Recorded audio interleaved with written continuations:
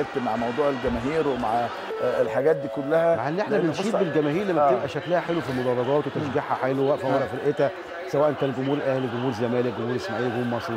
انما الصوره ديت ما اعرفش جمهور الاهلي النهارده عايز يشيل المدرب. الم يأتي الاوان يعني ان هي تنتهي. وبص الكراسي دلوقتي يا كراسي دي كراسي بتتحرك، دي كراسي استاد الكليه الحربيه. وبعدين الناس دي ما بتهزرش. وبعدين انا بس عشان انت بترميها على مين؟ انت الا تعلم انت ممكن ترميها على الامن. لا مش قصدي على كده، ان عسكري الامن ده ممكن يكون جار واحد من اللي بيرميها.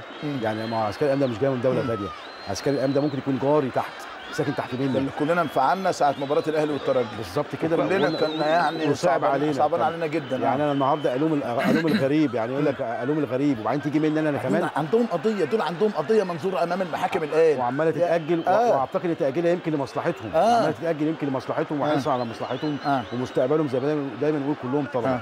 لا لازم يكون في وقفه حاسمه من لجنه المسابقات.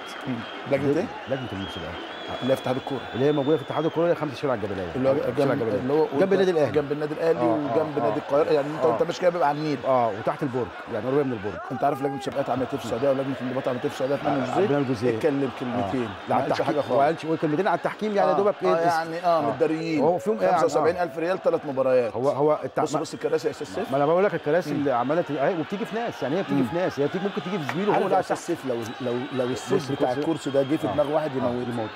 ما انا بقول هو بيرمي الكرسي، هو ممكن يجي في زميله هو، في اخوه هو او صاحبه اللي جاي معاه. ما هو صاحبه اللي جاي معاه مش لازم يكون قاعد جنبه، ممكن يكون نزل قاعد قدام، فهو بيرميها كده اهي. ده الكرسي ده يجي في صاحبه هو، في اخوه، في جاره. ما اعرفش يعني برضه هنقعد نقول شباب صغير وهنقعد نقول ان هم ومستقبلهم وطلبه في كليات وولاد ناس. دايما انا بقول ابن الناس هو اللي بيحترم نفسه في اي مكان متواجد فيه، في المدرجات، في شارع، في كليه. ده ابن الناس. وشوف الامن واحترامه. ما احنا خلي بالك بس عشان احنا ايه دايما في اخوه قاعدين مستنيين عشان يهاجموا الامن.